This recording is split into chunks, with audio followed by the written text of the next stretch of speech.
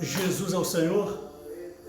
Como nós havíamos anunciado desde o início, que a cada segunda-feira e a cada quinta-feira um obreiro ele daria uma palavra para a microrregião, tanto aqui do Espírito Santo, como também ali dos vales de Minas e também a zona da mata. E esses dias o Célio, o Clidenor, o Joselito, o Flávio, eles deram uma palavra nessas segundas passadas e também quinta-feira. E eu gostaria de deixar o encargo para os obreiros, mas aí em comunhão com o Joselito, ele sempre animando que seria uma oportunidade de eu aproveitar e dar uma palavra também à microrregião. Então eu iria falar a palavra ministerial aqui em Vila Velha, aí eu passei adiante para outro profeta e hoje eu estou aqui para dar essa palavra. Então eu gostaria de ainda ruminar aquilo que nós estamos vendo por meio dos irmãos que estão à nossa frente, como Pedro, Esdras e também André, Miguel, os demais irmãos. Nós não estamos aqui para reinventar a roda. A simplicidade está em ruminar aquilo que já foi falado para nós. Nós não estamos aqui para dar uma palavra inédita, uma palavra ainda que nunca ninguém falou. Isso não é o nosso coração. O nosso coração como servos é apenas cooperar com a edificação da igreja do Senhor. Nós somos tão somente um membro do corpo de Cristo e nós jamais podemos aceitar que os holofotes estejam virados para nós. Nós queremos tão somente estar junto, né? Desde que esse corpo, a igreja, alcance a estatura de varão perfeito, nós estaremos juntos. Como já foi falado no passado, numa corrida de cavalo, embora a cabeça ela cruza a primeira linha de chegada, mas o prêmio é para todo o cavalo, inclusive o rabo, aquele que chega por último. Então nós precisamos de uma maneira bem humilde, esvaziada, ter em mente que nós não somos absolutamente nada, nós somos apenas um pecador que graça ganhou. Então nós temos visto ultimamente, seja na leitura diária, seja nas mensagens que nós temos ouvido, nós temos visto a questão do ministro da Nova Aliança. Durante todo esse semestre nós iremos ainda ouvir falar bastante sobre esse tema, obviamente em tópicos diferentes, obviamente na aplicação diferente, até porque cada localidade, cada cidade, cada região tem uma necessidade específica.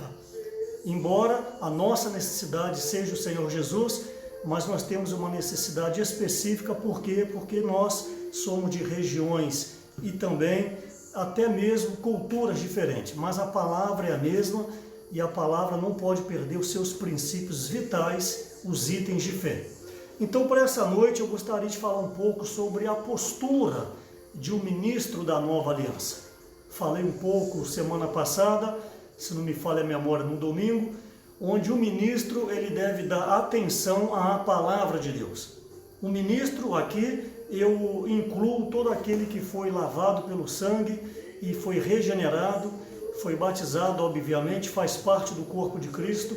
Ele já foi habilitado pelo Espírito, tanto irmãos quanto irmãs, a ser um ministro da Nova Aliança. Obviamente, para você ser um ministro, você tem que desempenhar o ministério.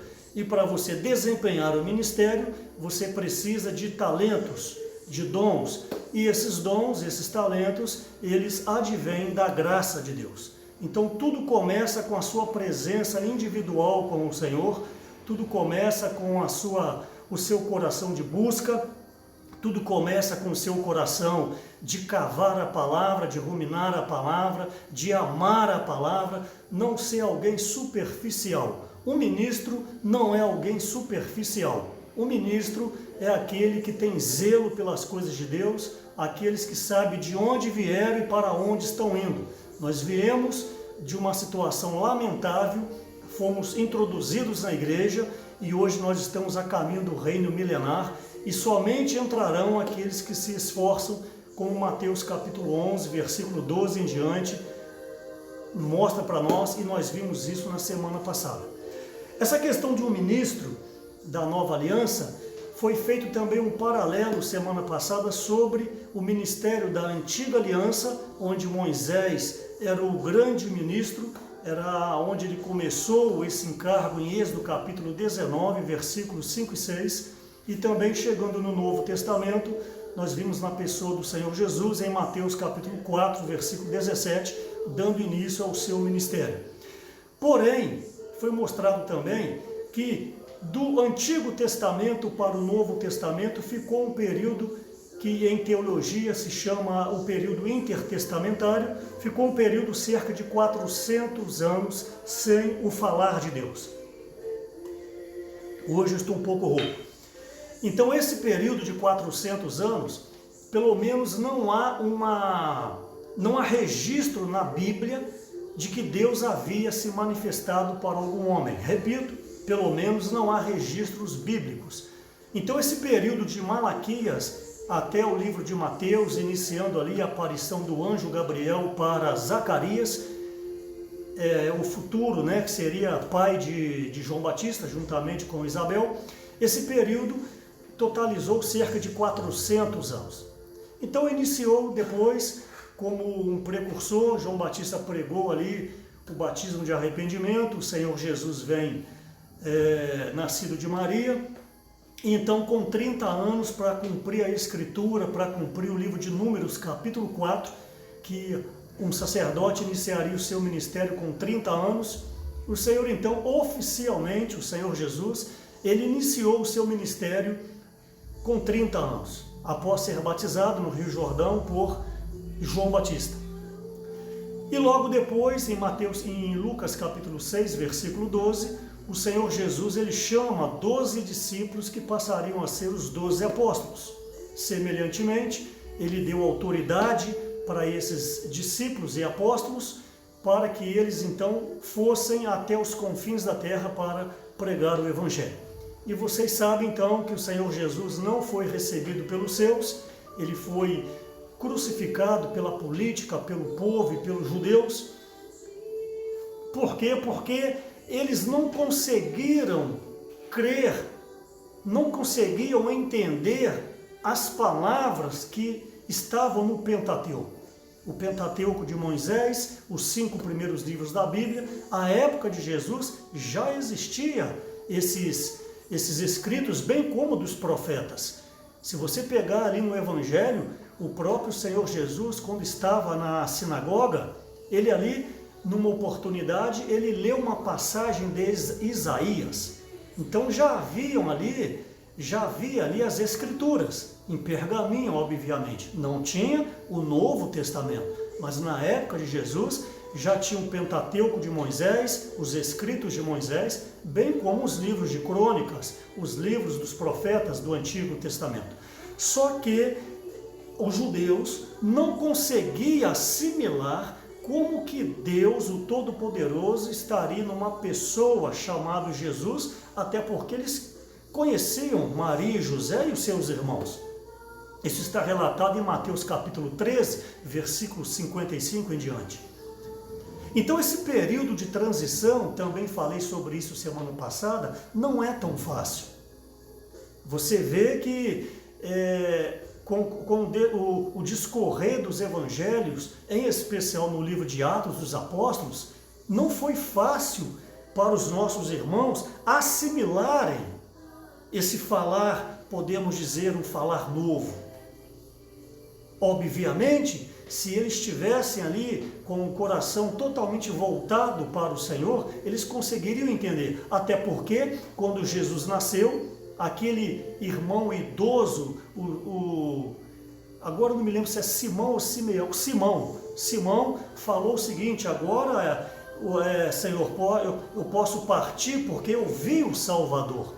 E também idosas piedosas, idosas de oração, entendiam que o Senhor Jesus era o enviado de Deus, era o Messias que as Escrituras falavam. O próprio Moisés fez menção do Senhor Jesus no livro de Êxodo, no livro de Deuteronômio, se não me falha a memória, o capítulo 33, ele fala ali que o Senhor suscitaria um profeta, e esse profeta então, obviamente, é o Senhor Jesus.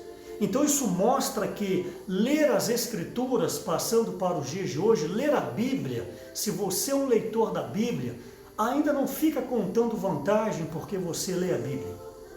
Eu, por exemplo, já dei meu testemunho, eu não leio muitos e muitos capítulos de uma só vez ou em um dia, eu leio muito pouco, mas eu procuro considerar cada versículo. Há oportunidades que eu fico dias em cima de 1 ou 2 ou 3 versículos ou em cima de um capítulo. Porque eu preciso extrair o que o Espírito quer falar por mim através disso.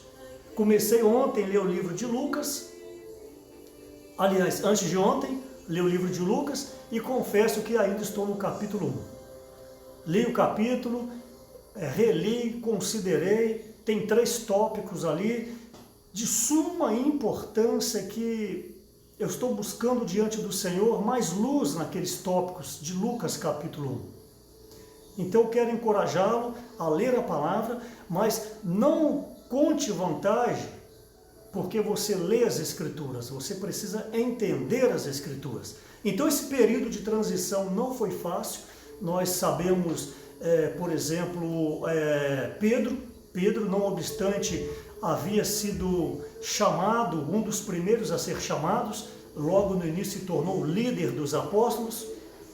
Pedro, em Lucas 6, versículo 12, foi um dos nomes que o Senhor Jesus mencionou ao fazer a sua seleção, após passar a noite inteira orando. Então Pedro ali, de fato, foi alguém escolhido por Deus, andou com o Senhor Jesus durante pelo menos 3 anos e meio, teve muitas experiências com o Senhor. Em Mateus 17, no Monte da Transfiguração, ao andar sobre as águas, ao pescar o peixe com a moeda dentro de si, quando ele cortou a orelha do servo mau, o Senhor coloca a sua mão na orelha, coloca a mão do próprio Jesus e cura a orelha daquele servo, daquele soldado. Então Pedro, mais do que ninguém, teve muitas experiências com o Senhor.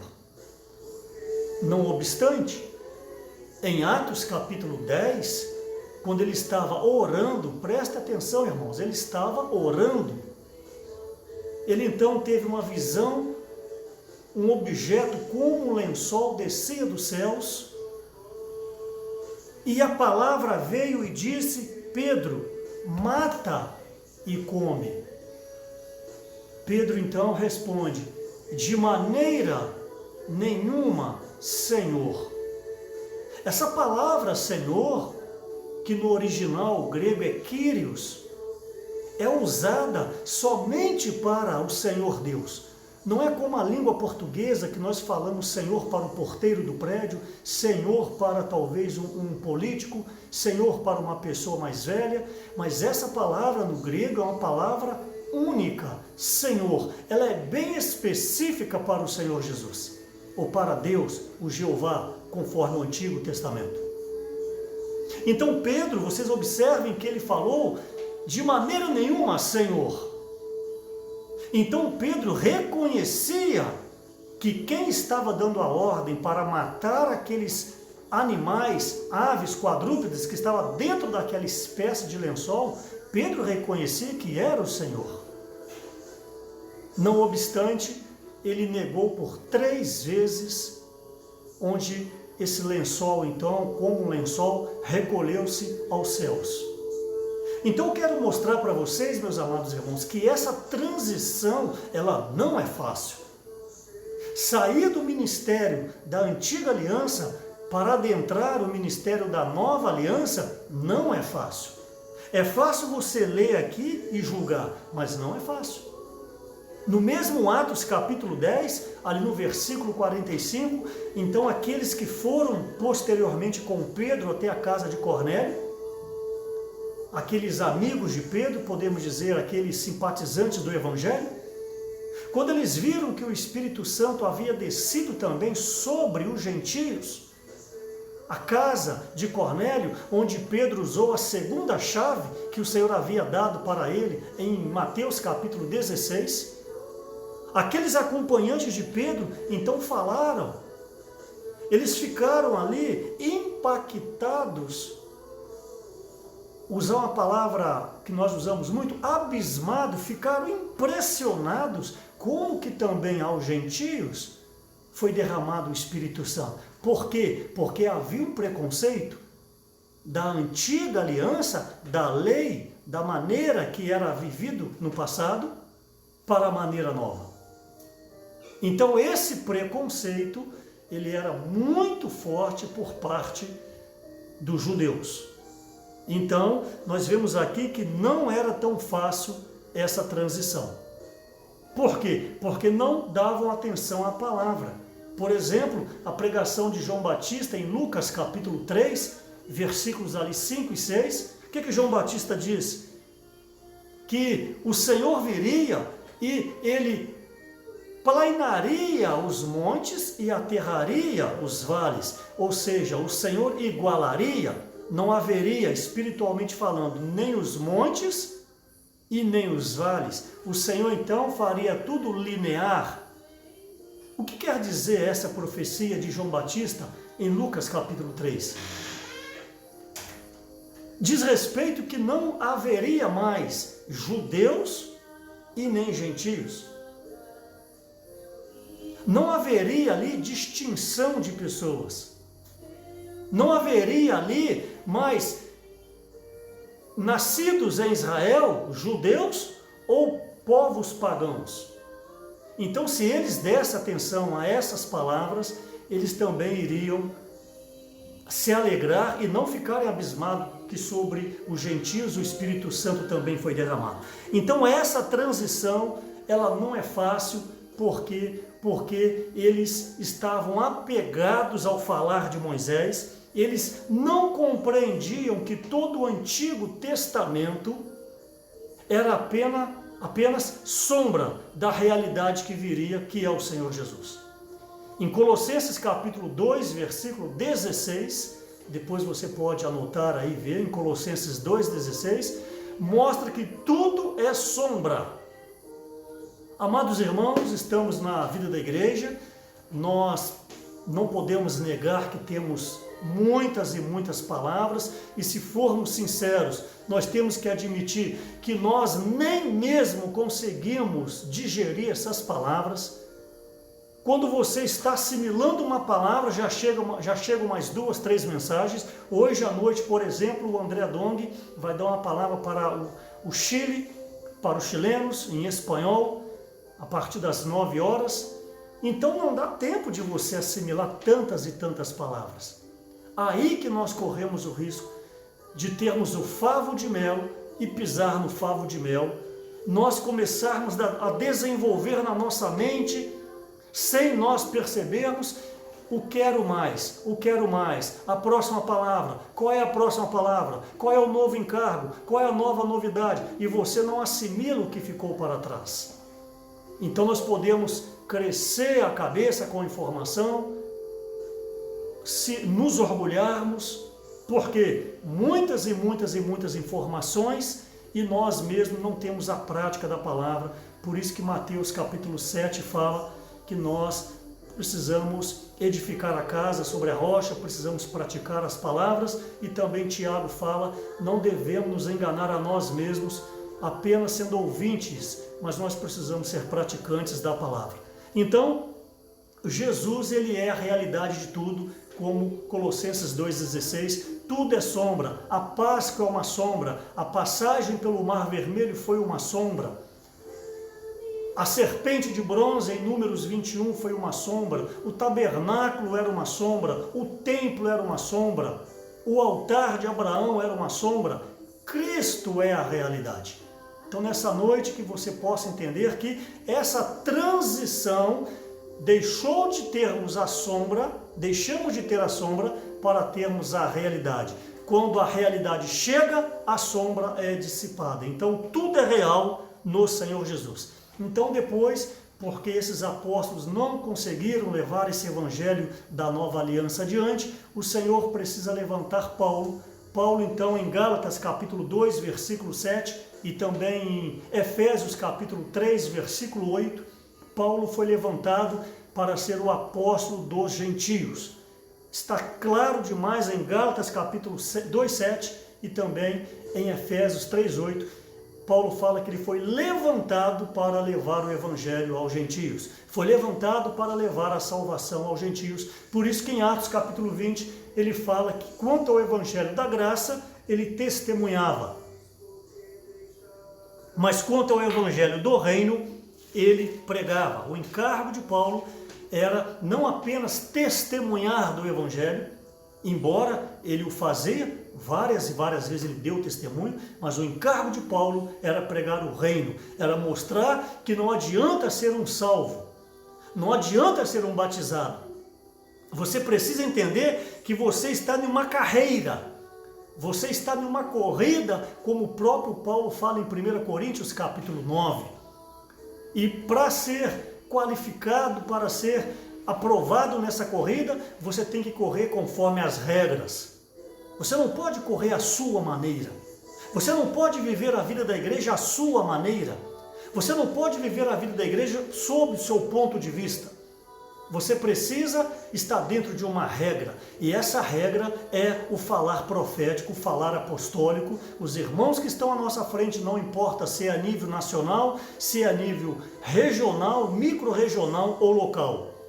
Você precisa, para estar dentro dessa regra, você precisa estar submissos à liderança da sua igreja. É isso que Hebreus capítulo 13 fala, é isso que Romanos capítulo 13 fala, e é o que Moisés rogou ao Senhor no livro de Números. Senhor, ponha um homem que conduza esse povo a adentrar a boa terra de Canaã.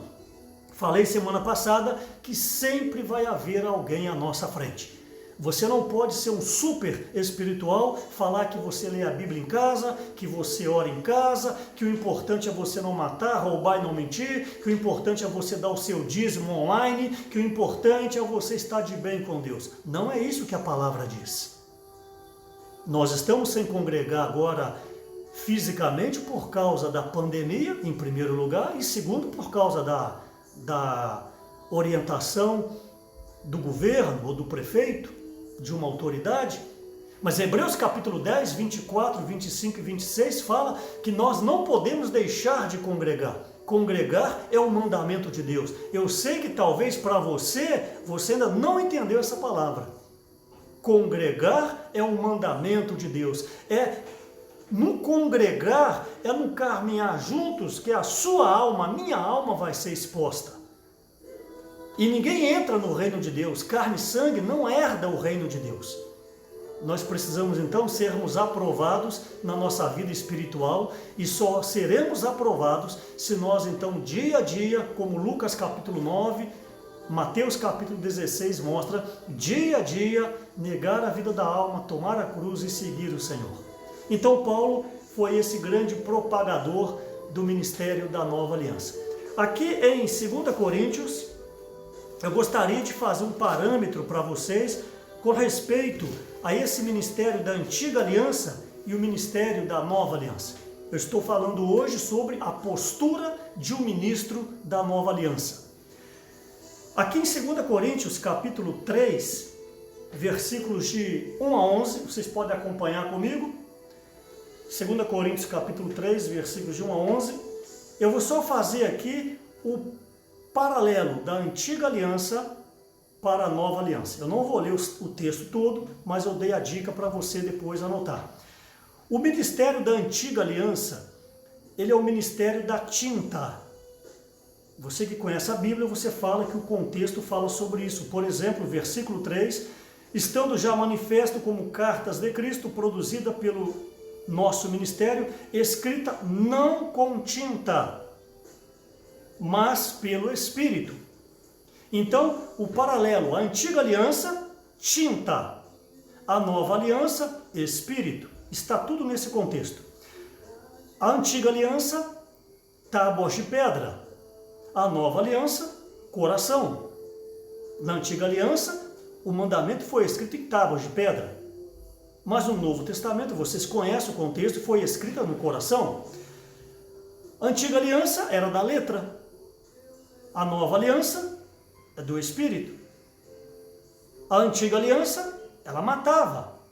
Por que ela matava? Você que é um irmão novo, que está congregando há pouco tempo, porque quando o homem olhava para a lei, essa lei o acusava, porque homem algum conseguia cumprir a lei. Então essa pessoa, ao ler, ela morria. Morria como? Espiritualmente, porque não tinha como praticar o que estava escrito. Então por isso que a antiga aliança matava. Esses detalhes que você não entende, depois você tem a comunhão com o líder do seu grupo familiar para ele fazer um estudo bíblico com você. A antiga aliança matava, a nova aliança vivifica. A antiga aliança é da morte, a nova aliança é do Espírito.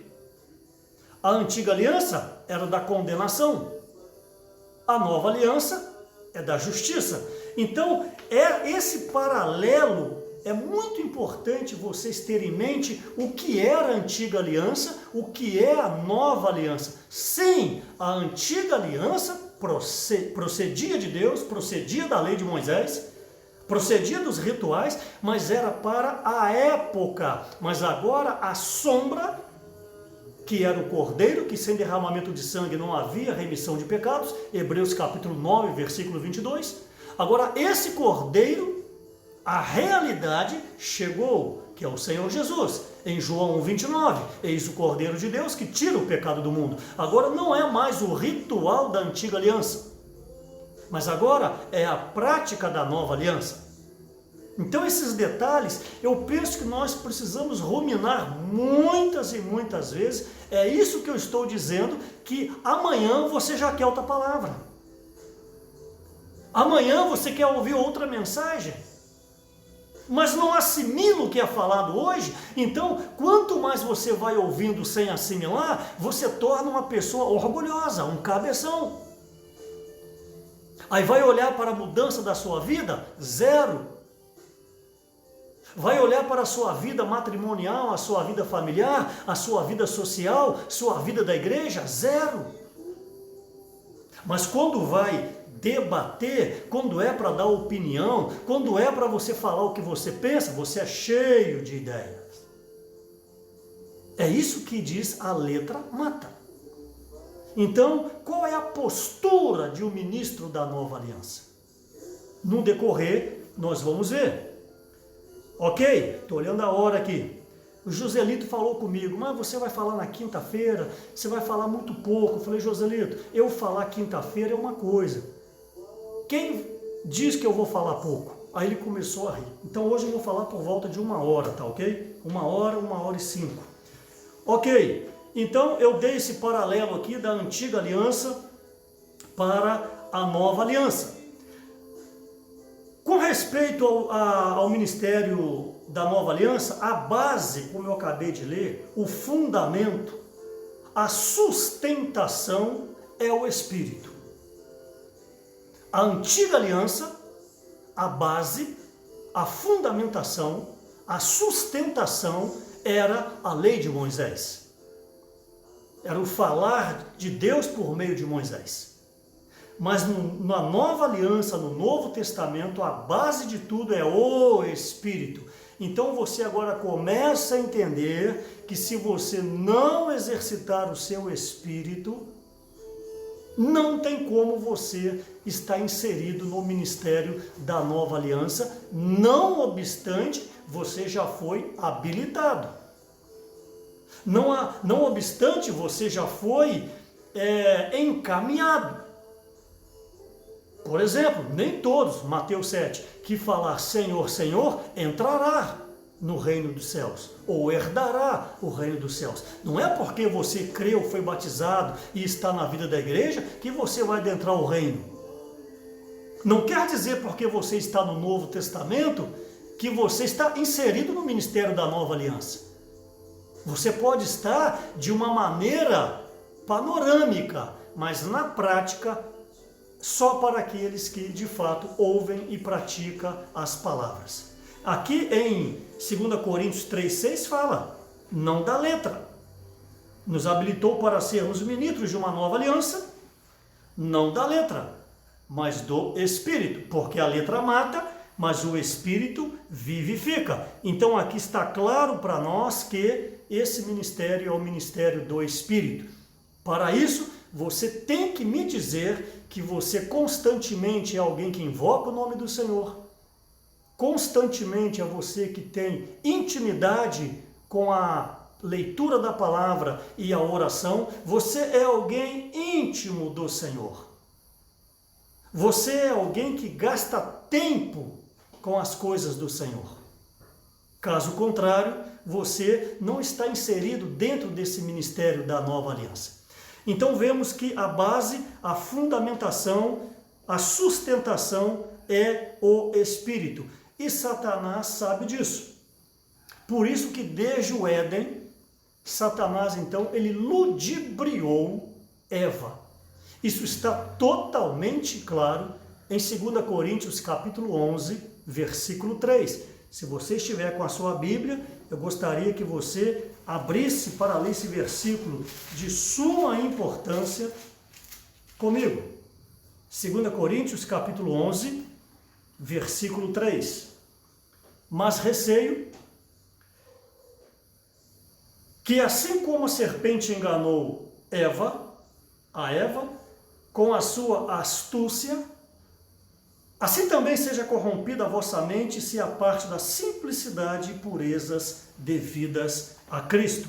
Então nós vemos aqui que, por meio da comunhão de Eva com a serpente, que ali era a personificação de Satanás, Satanás então, no caso a serpente fisicamente, mas por detrás dessa serpente era Satanás, o espírito maligno, que havia caído por terra em Isaías 14 e Ezequiel 28. Então, nessa aproximação da serpente com Eva, foi um diálogo, foram 2 diálogos, foram 3, tudo começa de uma maneira bem leve. Você começa a faltar uma reunião hoje, a consciência te acusa, aí depois você falta a segunda vez, a consciência te acusa mais levemente, ou te ilumina, se você preferir essa palavra. 3, 4 vezes depois, você não mais é acusado ou iluminado pela consciência. Por quê? Porque a sua consciência está cauterizada. Por que que tantas palavras nós temos ouvido e nós, estou generalizando, me perdoe falar assim, e não há mudança em nós, não há mudança nas igrejas, não há reação nas famílias, não há reação nas lideranças. Por quê? Porque a consciência está cauterizada. Mas ela é cauterizada para absorver o falar de Deus, mas para dar opinião, para falar o que acha e o que pensa, a língua é afiada. A mente, ela é rápida na hora de dar opinião. Isso procede do velho homem. O homem espiritual, ele não toma essa linha. O homem espiritual, ele aprende a aguardar no Senhor.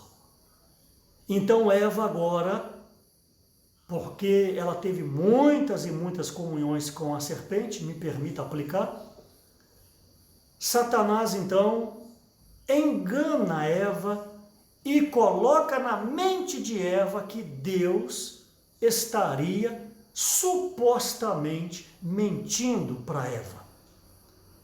Meus irmãos, minhas irmãs, observem que no passado o falar de Deus era o suficiente para Eva. No passado, o falar de Deus era a direção para Eva. Ela dizia sim e amém. Ela não questionava. Mas agora, por causa da investida de Satanás, gerou uma vida, nasceu uma vida dentro de Eva, que não foi criada originalmente em Gênesis 1, versículo 26. Esse item nós chamamos de vida da alma. Não é a alma. A alma foi criada pura. A alma foi criada para adorar a Deus. A alma foi criada para o homem se alegrar. Mas agora, por causa dessa comunhão da serpente com Eva, gerou a vida da alma, que traduzindo isso quer dizer uma vida independente sem Deus. Quando Lúcifer saiu da presença de Deus, em Isaías 14, e Ezequiel 28, Lúcifer agora assumiria a partir dali uma vida independente de Deus. Semelhantemente, Caim, quando saiu da presença, a palavra diz que ele foi habitar, ele foi morar em Nod. Nod no hebraico quer dizer flutuar. Judas, quando saiu da presença de Deus, em João 13:30, a palavra diz, o final do versículo, e era noite. Quando você sai da presença de Deus, é noite na sua vida. Quando você sai da presença de Deus, você fica flutuando. E quando você sai da presença de Deus, você passa a ter uma vida independente. Quantos e quantos irmãos e irmãs, talvez, estão vivendo uma vida independente da igreja? São donos de si, são donos da sua saúde, são donos, se emancipou espiritualmente. Muito cuidado, hoje é era da graça. O Senhor Jesus, como Pai do Filho Pródigo, Ele ainda te aguarda, de braços abertos, não importa o que você fez e não importa por onde você andou. Mas cuidado que esse período essa porta está se fechando. Quantos e quantos estão morrendo com esse vírus, essa pandemia que ninguém esperava. Se a sua vida ou a minha vida for ceifada e nós estivermos longe da presença de Deus, numa vida independente, o que nos resta é o ranger de dentes. Essa noite é uma noite que eu preciso tocar no seu coração, para você que está afastado, para você que não consegue congregar normalmente, todo o Espírito Santo, todos os vales de Minas, parte da Zona da Mata, onde o Senhor confiou para mim estar cuidando, são cerca de 1000 irmãos. Eu quero te encorajar, onde você está agora, se arrependa.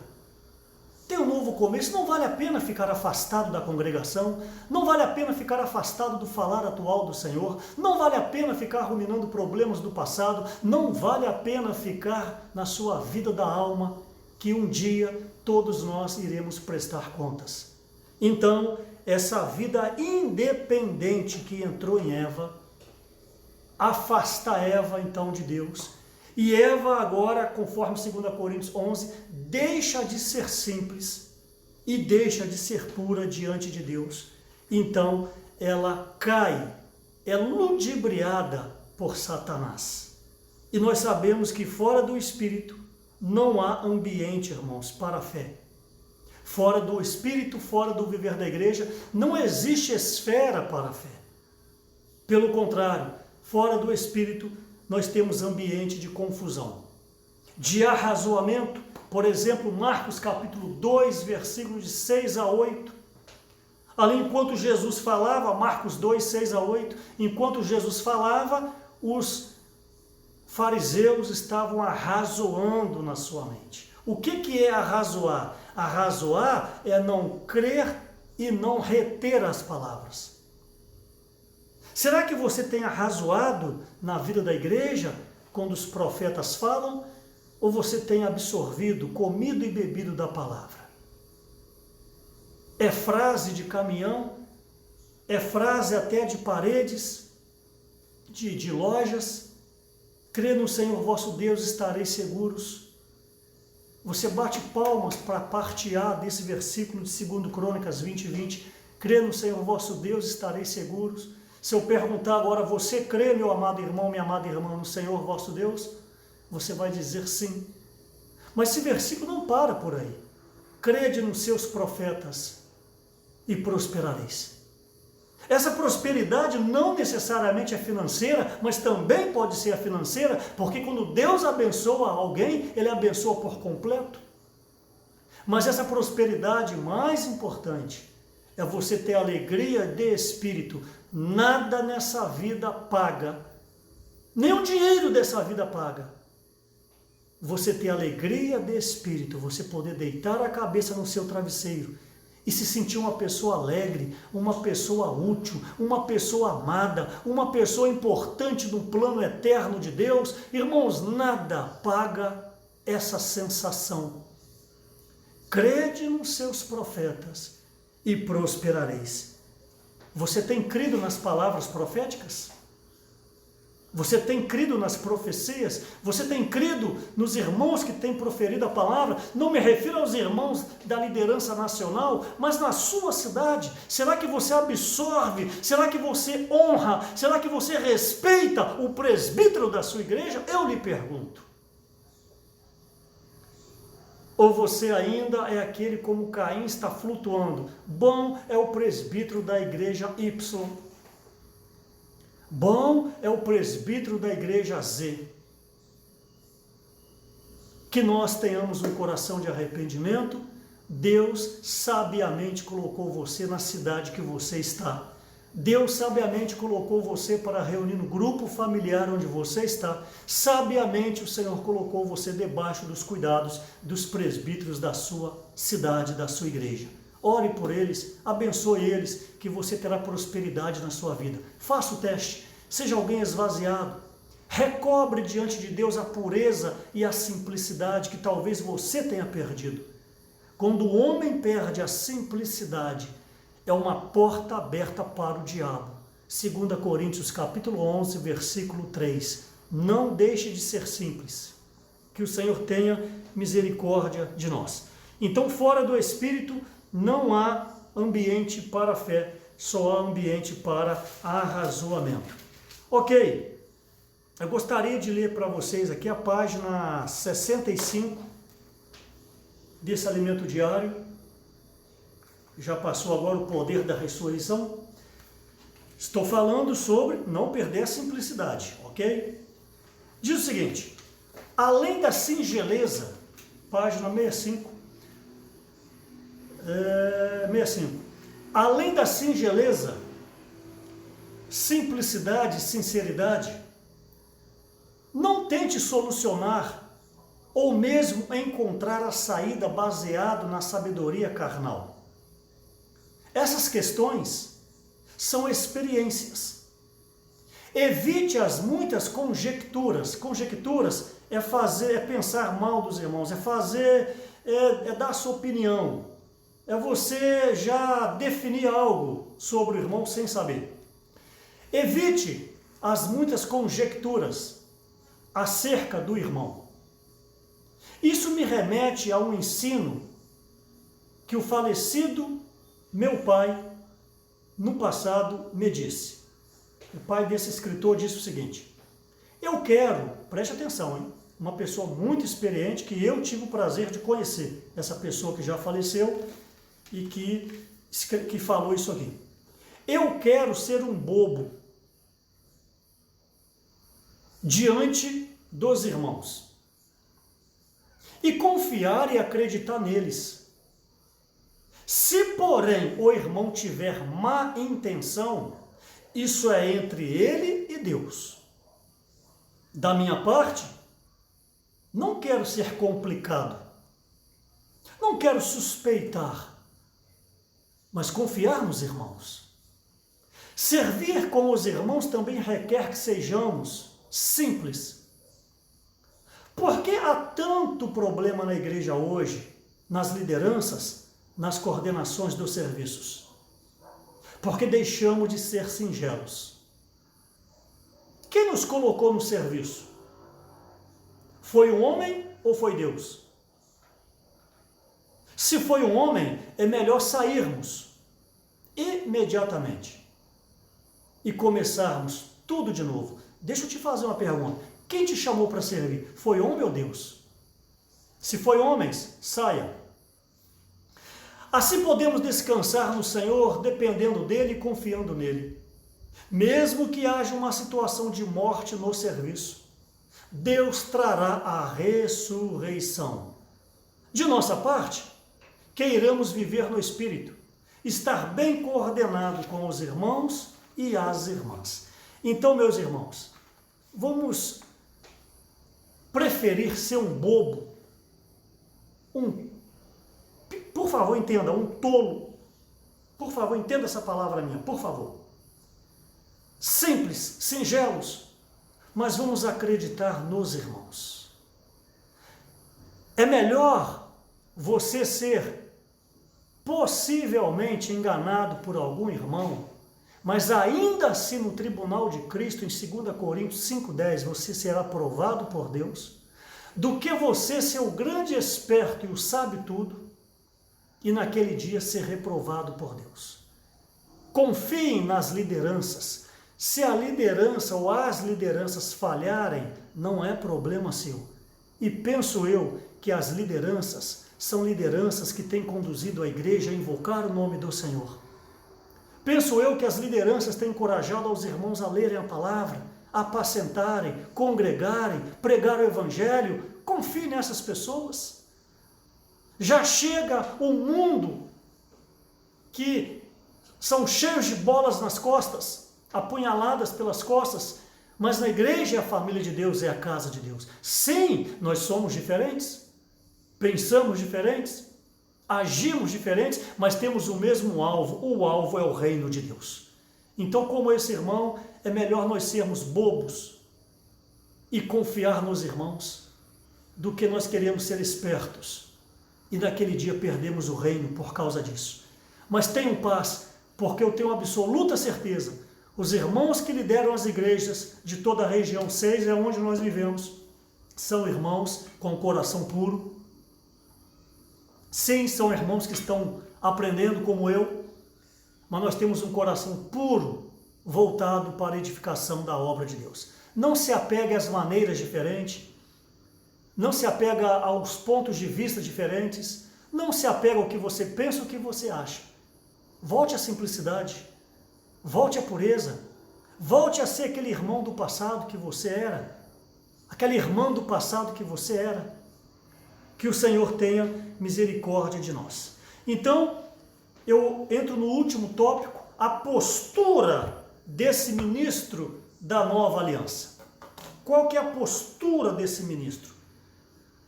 Primeiro item, simplicidade.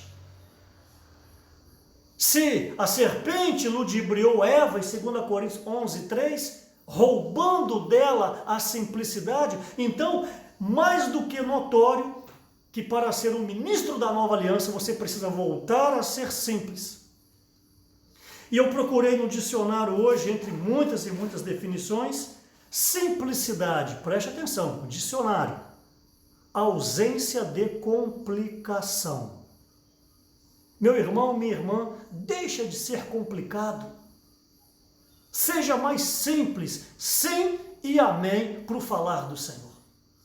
Os obreiros que estão aqui me ouvindo, louvado seja Deus por todos vocês, Flávio, Joselito, Célio, Clidenor, Jean e Marcelo, tudo em ordem alfabética. Vamos ser simples, vamos seguir a direção da obra, porque nós cooperadores, nós também somos simples, com respeito a seguir o falar apostólico e o falar profético. Pensamos diferentes? Pensamos, não somos robôs, mas a bênção está em obedecer os que estão à frente. Os irmãos responsáveis das igrejas que estão me ouvindo, sejam simples, sigam a direção dos obreiros. Os diáconos nas igrejas, sigam a direção dos presbíteros. A igreja na totalidade, siga a direção da liderança da sua igreja, e vocês vão tocar na verdadeira prosperidade, que é ter paz, alegria no Espírito Santo. Então, o primeiro item que o ministro tem que ter como postura é a simplicidade, que é a ausência de complicação. Salmo 116, versículo 6, por favor. Salmo 116, versículo 6. Diz o seguinte: o Senhor vela pelo simples, achava-me prostrado e ele me salvou. Olha que maravilha, o Senhor vela, velar é orar, é interceder, é você estar deitado na cama e tem alguém ajoelhado na cama velando por você, orando por você, guardando você. O Senhor vela pelo simples. Ok? Salmo 119. Versículo 130. Estou falando, a postura de um ministro da nova aliança é ser simples. 119, 130. A revelação das tuas palavras esclarece e dá entendimento aos simples. Aos simples o Senhor revela.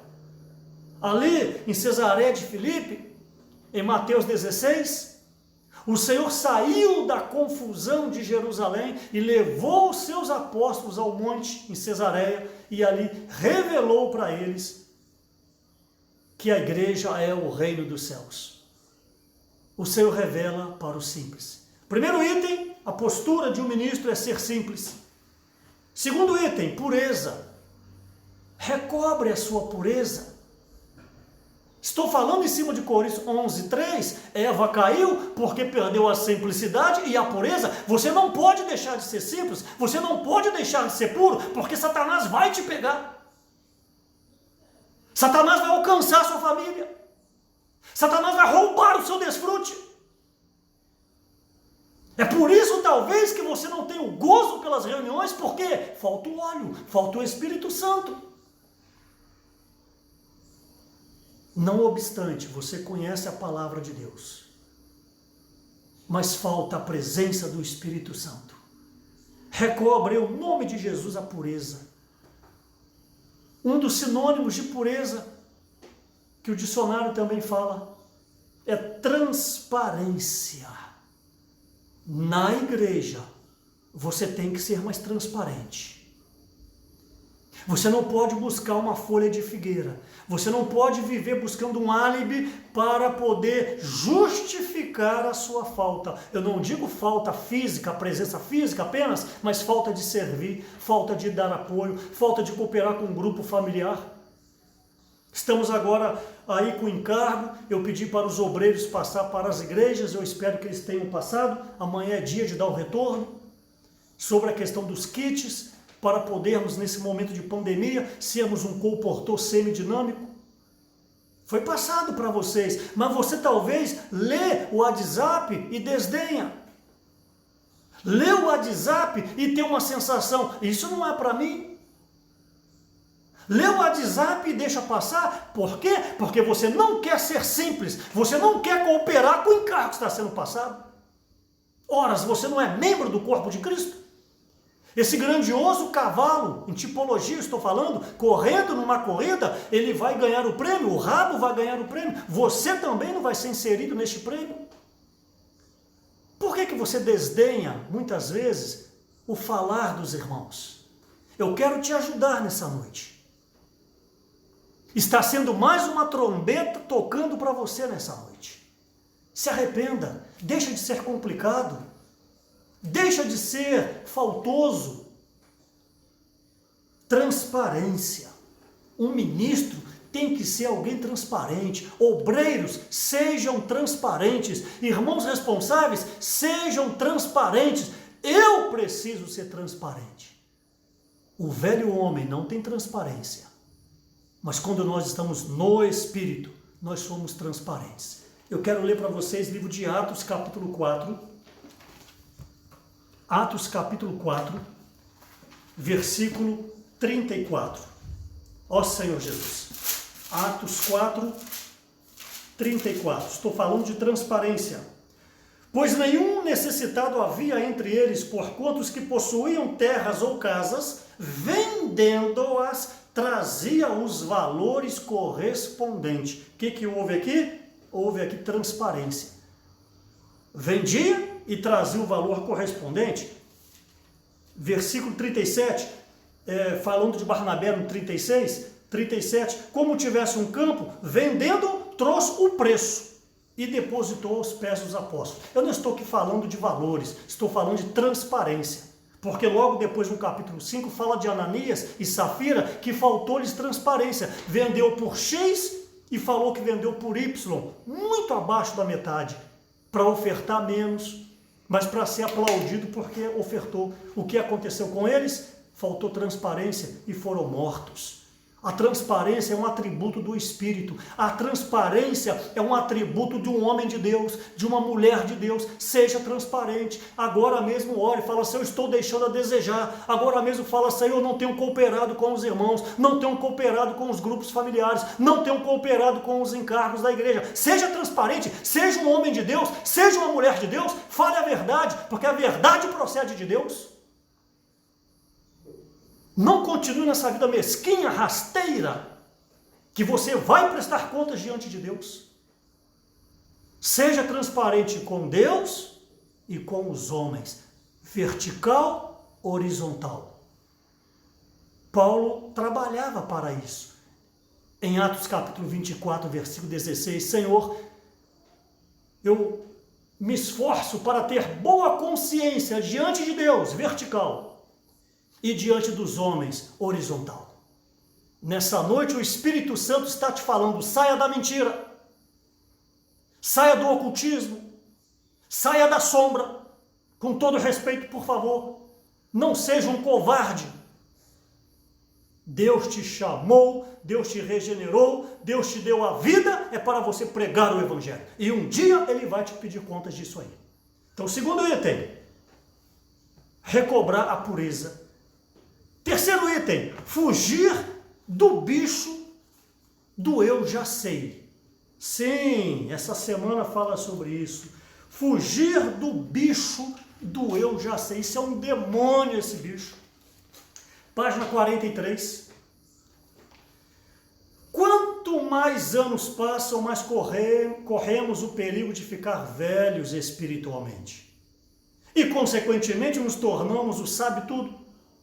Há vezes em que Deus quer falar uma palavra, mas você replica, eu sei. Há outras em que Ele quer trabalhar na igreja de um jeito. Contudo, você torna a responder, eu já tenho o meu jeito. Fuja desse bicho, desse demônio do eu já sei. Comecei essa mensagem hoje falando que eu ia falar sobre o ministro da Nova Aliança. Será que você, de novo, eu vou te chamar para você vir aqui. Eu vou te chamar para você vir aqui para falar 1 hora sobre os ministros da Nova Aliança, para ver se vai sair alguma coisa da sua boca. Porque você pode ser orgulhoso, eu já sei, mas você tem o viver de um ministro da Nova Aliança na realidade? Se sim, você vai querer ouvir essa palavra mais umas 10 vezes. Por quê? Porque você é simples. Por quê? Porque você é puro, você é transparente. Por quê? Porque você matou o bicho do eu já sei. Então, essa questão do eu já sei, nós temos visto em João 11, 24, Jesus falou, Marta, eu vou ressuscitar o seu irmão Lázaro. Eu sei, Senhor. Olha bem, ela sabia, na letra. E criou problema para o Senhor. O Senhor teve que explicar tudo lá. Lázaro ficou mais um tempo morto, enquanto Jesus explicava para Marta. A sua falta de simplicidade atrasa a obra de Deus. Então, também nós temos o exemplo de Saul. Saul, quando foi chamado para ser rei, não quis. Ele falou, eu sou menor da casa de Benjamim, escondeu debaixo das malas, das bagagens. Mas depois que colocaram a coroa na cabeça do homem, meu amigo, não foi fácil não. 1 Samuel 18 ali, as mulheres estavam cantando, Saul feriu seus milhares, Davi feriu seus 10 milhares. Pronto, bateu a inveja no coração. Ora, cadê aquele homem que se escondeu debaixo das bagagens? Agora que está com a coroa na cabeça, é o eu já sei. Ficou chateado, falou, as mulheres só deram 1000 para mim, fez bico, igual criança, igual bebê, só me deram 1000 e deram 10.000 para Davi. O que é isso? Inveja. Será que na igreja você tem inveja do irmão que tem crescido mais do que você? Será, minha irmã, que você tem inveja daquela irmã que tem crescido mais do que você? Será, meu irmão, que você tem inveja do presbítero A ou do presbítero B? Você, na verdade, queria estar no lugar dele? Será que há isso no seu coração? Como um trabalho, você é admitido num trabalho e você, sim, Senhor, ok. Tudo que o gerente manda, você, ok, sim. Depois de 1 mês, 2 ou 3, você já não quer obedecer mais o gerente. Na igreja, quando você começou a reunir, sim, amém. apertava a mão de todo mundo, honrava todo mundo, ouvia todo profeta e dava glória a Deus. Hoje você é seletivo. Por quê? Perdeu a simplicidade. Por quê? Perdeu a pureza. É isso que eu quero te encorajar nessa noite. Volte ao que você era lá no início. Aquele irmão descomplicado, você, meu irmão, é muito complicado. Você, minha irmã, é muito complicada. Vocês têm atrasado a obra de Deus, quem sabe? Estou falando geral para a região. Não estou me referindo a um lugar específico. Que essa palavra não é aqui para a Vila Velha. Essa palavra é para toda a micro-região. Você, meu amado irmão, você tem sido problema para a igreja. Você tem trago problema para os presbíteros. Você, minha irmã, é só problema. Quando cito o seu nome, é problema. Volte a ser o que você era no passado. Outro item da postura de um ministro, crer de fato nas Escrituras. João capítulo 5, você precisa crer de fato nas Escrituras. João capítulo 5, 45, vejam bem. João 5, 45. Não penseis que eu vos acusarei perante o Pai, Jesus falando. Quem vos acusa é Moisés. E eles falavam bem de Moisés. Isso que eu quero que você entenda. Quem vos acusa é Moisés, em quem tendes firmado a vossa confiança. Porque se de fato cresces em Moisés, também crerias em mim, porque ele escreveu a meu respeito. É que eu falei há pouco em Deuteronômio 33. Então, falar que conhece Bíblia, falar que conhece passagens da Bíblia, isso só é verdade se você pratica, porque os fariseus acusavam Jesus, e acusava Paulo, os apóstolos, falavam, você está ensinando a apostatar de Moisés, você é contra Moisés. Queriam apedrejar Paulo uma ocasião, mentiram, ele prega contra Moisés, mas eles mesmos não criam em Moisés. Então, muito cuidado em estar na vida da igreja, ter os livros espirituais, as várias e várias reuniões, mas você mesmo não tem mudança na sua vida. Então, crer de fato nas Escrituras. E por último, confiar na liderança. Hebreus capítulo 13, falei logo no início um pouco sobre isso. Confiar na liderança, com todo respeito falando, eu não tenho medo de ofender ninguém. Mas, por favor, ouça bem. Se você está na igreja, não importa a cidade, não confia na sua liderança, é um problema para a igreja há anos, não é algo pontual, há anos. Por favor, procure um lugar para você congregar, onde você se sente melhor, e nós vamos te abençoar. É melhor do que você ficar no meio criando problema para a igreja, atrasando a igreja. Nós não gostaríamos que acontecesse isso. Mas se você não está alegre, se você não está feliz, se você não crê no falar apostólico, se você não crê na liderança, vai congregar onde você se sente melhor. Quem sabe você poderá ser muito útil a Deus neste lugar que você está almejando. Mas se você viu a igreja como a base da unidade, fundamento em Cristo, a base é a cidade, se arrependa, volte à simplicidade. Volte à pureza, volte à transparência e tenha um novo começo que você vai ser muito útil na igreja e nós iremos te abraçar. Hebreus capítulo 13, versículo 7. Lembrai dos vossos guias, os quais vos pregaram a palavra de Deus e considerando atentamente o fim da sua vida, imitai a fé que tiveres. Seja um com a liderança. Se você está gozando da igreja hoje, é porque lá atrás alguém pagou o preço para você. Repito, volte à simplicidade, versículo 17, obedecei os vossos guias, e sede submissos para com eles, pois velam por vossa alma, como quem deve prestar contas, para que façam isso com alegria, e não gemendo, porque isso não aproveita a vós outros, obedecei os vossos guias. Que o Senhor possa nos abençoar. Mateus 12, 25, todo reino dividido contra si mesmo não será edificado. Mateus 12, 25, que não haja problemas na igreja, não haja desgaste na igreja, não haja opiniões diferentes na igreja. antes como um ministro de uma nova aliança, tenhamos a postura de ser simples, a postura de sermos transparentes, a postura de matar o bicho, o demônio do eu já sei, crer de fato nas Escrituras e obedecer os nossos guias. Como eu disse, 1h04 cravado, que o Senhor Jesus abençoe a vossa família. Vamos avançar, Jesus é o Senhor.